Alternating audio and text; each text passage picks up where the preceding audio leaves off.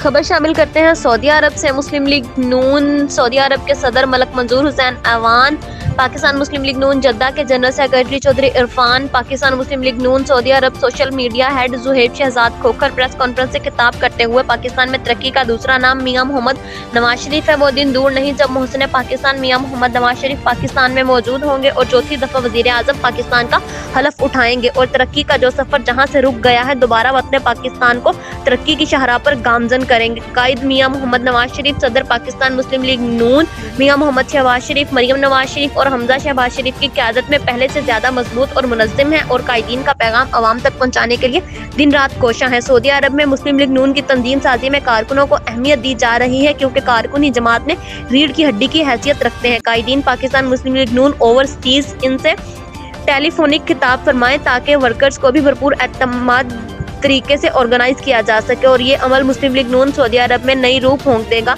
Report कर रहे हैं हसन बुखारी।